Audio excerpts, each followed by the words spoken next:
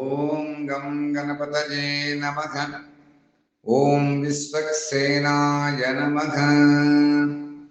మనము ఈ 14వ రోజున శ్రీ నృసింహ పురాణంలో వ్యాసుల వారు చెప్పినటువంటి ఆ విషయములు యమధర్మరాజు తన యొక్క దూతలను ఏ విధంగా నివారించాడు, హరినామస్మరణ యొక్క మహిమ గురించి తెలిపినటువంటి విషయములను ఈ రోజున మనం ఆ నృసింహస్వామి వారి యొక్క అనుగ్రహం చేత తెలుసుకుంటున్నామని తెలియజేస్తూ, నమస్తే నారసింహాయ నమస్తే గుణసింధవే నమస్తే సార్వభౌమాయ జయ జయ లక్ష్మీ నరసింహాయ తే నమః. జ్వాలాహో విలమాలోల క్రోడకారంజ భార్గవాః యోగానందక్షత్రపట పాతు మాం నవనారసింహ మూర్తయే నమః. కమలలోచన నన్ను గన్న తండ్రి వికాన నిన్ను నే మరకుండ్రి నేను విడక ఉదర పోషకునై ఒకరి నేనాశింపనేర నా కన్నంబు నీవు నడపు. పెట్టలేనంటివా పిన్న పెద్దలలోన తగబుకిప్పుడు దీయదలచినాను. ధనము భారంబైన తల కిరీటంబులంబు కుండలంబులు బయటి గొడుసులంబు కొనకొని శంఖ చక్రముల్ కురువ పెట్టి గ్రాసమున సంగి పోషించు కపటముడికి భూషణ వికాస. శ్రీ ధర్మపుర నివాస దుష్ట సంహార నరసింహ నరసింహ దురిత దూరా. దుష్ట సంహార నరసింహ నరసింహ దురిత దూరా. మందుడనని నన్ను నింద చేసిననేమి, నా దీనతను చూచి నమ్మనేమి. దూరభావంబులేక తులనాడిననేమి, ప్రీతి చేయక వంక వెట్టనేమి.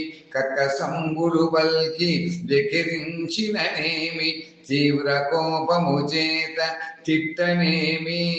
హెచ్చు మాటల చేత నిమ్మెలాడిననేమి, చేరి దాపటకేలి చేయనేమి. కల్పవృక్షంబు వలె నీవు కల్గనింక ప్రజల లక్ష్యంబు నాకేల పద్మనాభ. ప్రజల లక్ష్యంబు నాకేల పద్మనాభ. భూషణ వికాస శ్రీ ధర్మపుర నివాస దుష్ట సంహార నరసింహ నరసింహ దురిత దూరా. దుష్ట సంహార నరసింహ నరసింహ దురిత దూరా.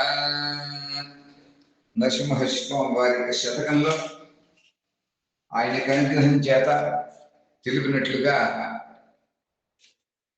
మనం వారి అనుగ్రహంతో 10 అంశాలని నృసింహ పురాణం ద్వారా తెలుసుకుంటున్నాం.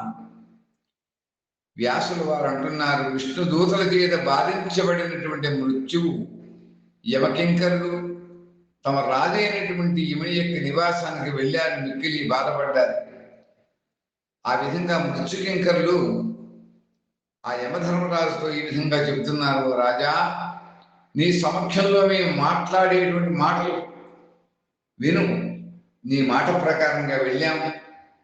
మృత్యువును దూరంగా ఉంచి ఏకాగ్రమైనటువంటి మనస్సు చేత ఏ దేవుణ్ణో ధ్యానం చేస్తున్నటువంటి బ్రాహ్మణుడైనటువంటి భృగు మహర్షి యొక్క మనవుడు ఆ మార్కండేయుడి దగ్గరకు కానీ పక్కకు కానీ మేము వెళ్ళలేకపోయాం.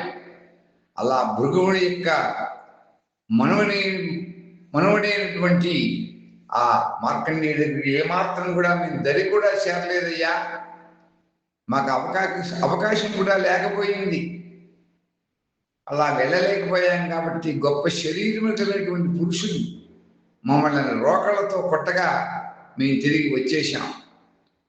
ఆ మృత్యుదేవత మమ్మల్ని తిట్టి మళ్ళీ అక్కడి నుంచి వెళ్ళగొట్టింది. వారు మళ్ళీ రోకళ్లతో కొట్టారు. ఓ ప్రభు యమధర్మరాజా, మేము తపస్సులో ఉన్నటువంటి ఆ బ్రాహ్మణ్ణి తీసుకురాలేకపోయాం. ఆ మృత్యుదేవత కూడా అతని పాలిట అసమర్థురాలైంది.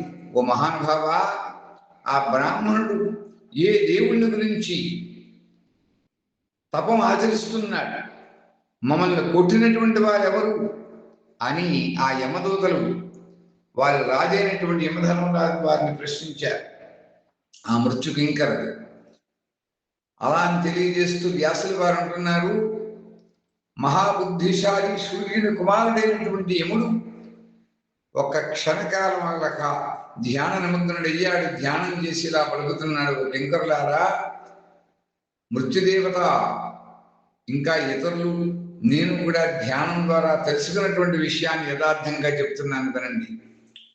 మహాబుద్ధి, ఆ బుద్ధిశాలైనటువంటి భృగు యొక్క మనుమడైనటువంటి మార్కండేయుడు ఈరోజు తనకి మృత్యు అని తెలుసుకుని మృత్యువుని జయించడం కోసం తపోవనానికి వెళ్ళాడయ్యా. ఆ భృగువు చెప్పినటువంటి విధంగా విష్ణుమూర్తిని, ఆ శ్రీహరిని ధ్యానిస్తూ ఓం నమో భగవతే వాసుదేవాయ అనేటువంటి ఆ ద్వాదశాక్షరి మంత్రాన్ని జపిస్తూ ఉన్నాడు. ఏకాగ్రమైనటువంటి బుద్ధితో హృదయంలో కేశవుణ్ణి ధ్యానిస్తూనే ఉన్నాడు.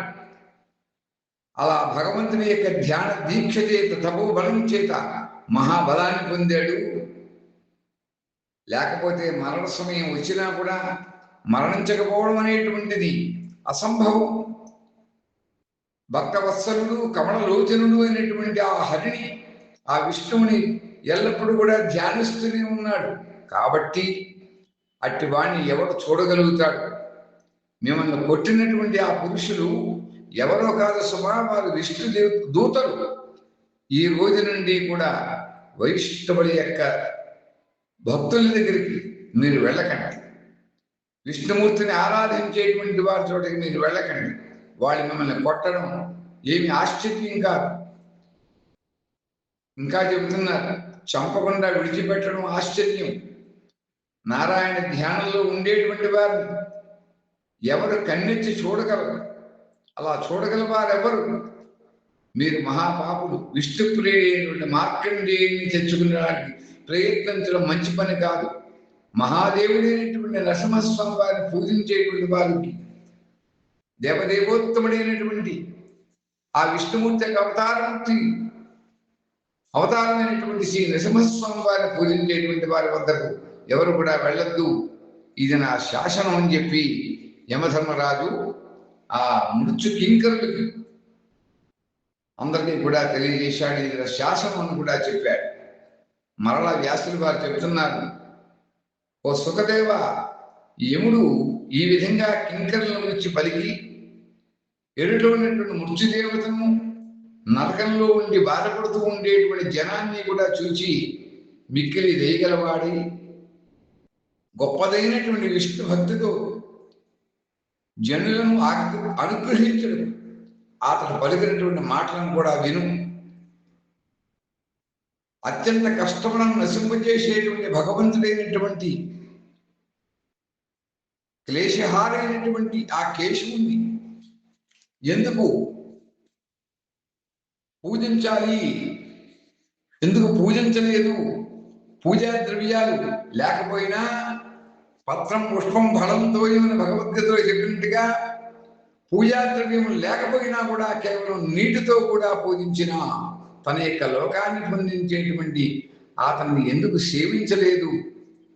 నరసింహ రూపం ధరించి ఉన్నటువంటి ఆ మహావిష్ణువు పద్మదళముల వంటి కన్నులు గలవాడు, తలిచినంతనే మోక్షాన్ని ఇచ్చేటువంటి వాడు. అటువంటి వాణ్ణి అతన్ని మనం ఎందుకు పూజించలేదు అని ఆ నరకంలో ఉండేటువంటి జీవులతో ఈ విధంగా పలికాడు. ఆ విష్ణు భక్తుడైనటువంటి యముడు మళ్ళీ ఇలా చెబుతున్నాడు, ఓ కింకరులారా, నాశరహితుడైనటువంటి విష్ణువు నారదుడికి చెప్పినట్లుగా మరియు కూడా ఇతర విష్ణు భక్తులు, సిద్ధులు అందరూ కూడా విన్నట్లుగా శ్రేష్టమైనటువంటి భగవంతుడి యొక్క మాటలను నేను ప్రసన్నుడిని మీకు నేర్పడం కోసం చెబుతున్నాను. మీరందరూ కూడా భగవంతుని యొక్క శరణు తెచ్చి శ్రద్ధగా వినండి అని చెప్పాడు. శరణాగత దీనార్థ పరిత్రాణ పరాయణ సర్వస్యాత్తి హరి నారాయణ నమోస్తుతి అని ఆ శరణాగతి యొక్క లక్షణముల గురించి తెలుసుకుని మీరందరూ కూడా శ్రద్ధగా వినండి అని చెప్పి అది చెప్తున్నాడని తెలియజేస్తూ ఈ రోజు మనం స్వస్తి చెప్పుకుంటున్నాం. స్వస్తి ప్రజాభ్య పరిపాలయంతాం న్యాయేన మార్గేణ మహిం మహీషాః గోబ్రాహ్మణేభ్యః శుభమస్తు నిత్యం లోకాః సమస్తాః సుఖినో భవంతు. ఓం స్వస్తి ఓం స్వస్తి ఓం స్వస్తి.